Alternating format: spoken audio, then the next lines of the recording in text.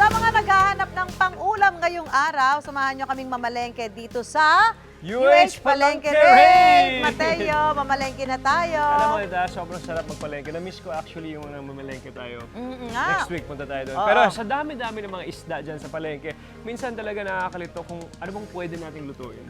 No? Sa isda? Opo, sa isda. Oh. May suggestions po kayo? Ay, ako, pinangat, inihaw, paksiw, sinigang. Ako sinigang yung paborito. O grill. O Ay, grill, yan oo. ako. Sige, O oven. oo. Pagluto tayo ni Armand. Ni Arma. Chef J. Arthur na Rescue! Nandun na siya sa palengke para maghanap ng sariwang isda. Chef, ano-anong isda ang meron dyan?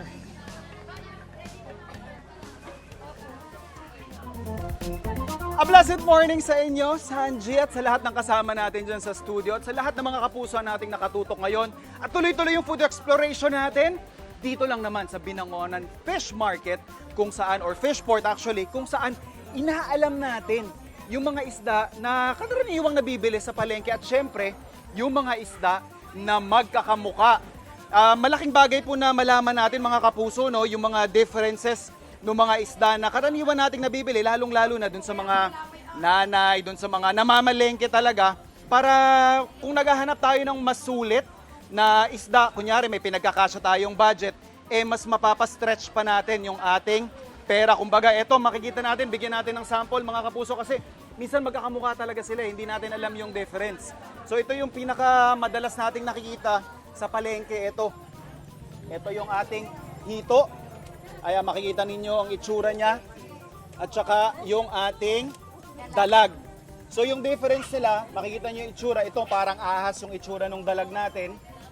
Pero pinaka main difference niyan po is yung whiskers niya o yung parang balbas na tinatawag or bigote actually. Yan yung pagkakaiba nila. At syempre may pagkakaiba rin yan sa presyo. Nay, magkano po ang presyo ng dalag natin? 180 po. 180. 180 ang ating presyo ng dalag. Tapos yung ating hito ay nasa 120 po. 120. So yung mga tatay natin dyan na nag-iisip ng pang-ihaw sa weekend or may mga okasyon, eto, mamili na lang po kayo kung ano yung mas bet ninyo. Eto pa mga kapuso, ito madalas marami tayong nalilito dito mga kapuso eh. So ito, kanina pinakita natin. Ito yung, ayan. So kung tatanungin nyo yung karaniwan nating mamimili, ang sasabihin nila ito ay tilapia. When in fact, ito po ang ating tilapia. Ayan. Yung tilapia natin on the gray side, ito po yung tinatawag nating arroyo. Ayan, don't be confused kasi pareho halos yung itsura nila. Pero kung mapapansin ninyo yung ating arroyo, parang more on the greenish, bluish yung shade ng kanyang karne or ng kanyang kaliskes actually. Yung structure ng kaliskes niya parehong-pareho lang din. Pero yun, ma'am, presyo. May pagkakaiba po ba yung presyo ng ating arroyo at saka ng ating Mas bangus? mura po ang arroyo kaysa sa tilapia. Okay. Ito po 20 lang po. 20 ang kilo. Ito po 40. 40. O ito pa, isasama pa natin para lalo tayong malito. Baka pag naikot kayo dito sa Binangonan Fish Port, makita nyo ito. Ito yung tinatawag nating karpa. Ito mas madaling i-differentiate kasi kung makikita ninyo yung kaliskis niya, mas malalaki ng dihamak at saka ito talagang lumalaki ito ng kilo-kilo. Ito actually maliit pa tong size na to. Pag nakakaraniwan, pag nakakakita tayo ng karpa sa palengke, mga 2-3 kilo ang isa. So yan, ang laki ng difference sa karpa ma'am, magkano ang kilo? Ngayon po 60 lang po ang ganyan. 60. O yan mga kapuso. Ito 40 yung gantong kaliit, ito 60 yung karpa at yung arroyo natin na 20 pesos. O di ba? Nabibigyan natin ng value yung ating mga iniipit-ipit na budget. So dun sa mga mami natin dyan or mga daddy at yun nga, yung mga kasama nating namamalengke, mas magkakaroon tayo ng idea, di ba? So yun yung purpose natin. Kasi nga, yung ating UH Palengke Raid is that you edition. Marami tayong nakikita dito at mas inaalam natin. Ito syempre yung mga kangkong na readily available sa Laguna de Bay. May tulya rin tayo dito.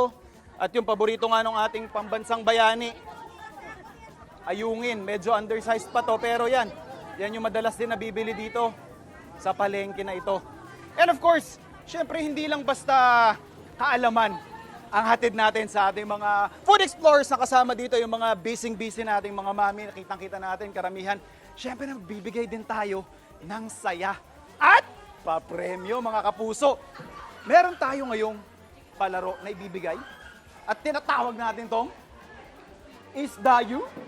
So magtahanap lang tayo ng ating mga namamalengke dito para i-identify yung ating mga isdang nakalatag dito. Yan, kanina mayroon tayong crash course. At syempre, alamin lang natin kung nakinig ba sila sa atin o mga expert na mamimili talaga. Eto, may nahugot tayo si ma'am. A blessed morning, ma'am. Ma'am, halika dito. May 20 seconds si ma'am. Ano pong pangalan natin, ma'am? Yoli. Ma'am Violi. Yoli. Yoli, Ma'am Yoli. Ma'am, meron kang 20 seconds para i-identify yung ating mga isda.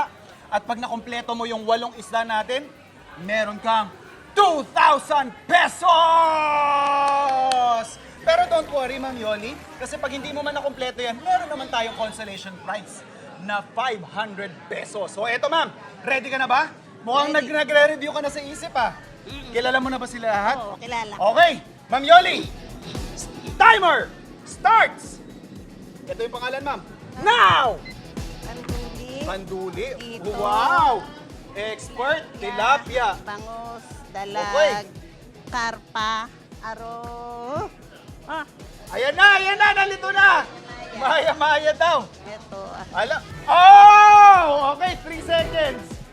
May 2 seconds na natira si ma'am. Nakita nyo, nagpalit si ma'am bigla ng isda. Nalito, ma'am, bakit po kayo dito nagkaroon ng problema? Ito yung kanina pinakita natin eh. Parehas sila ng ano.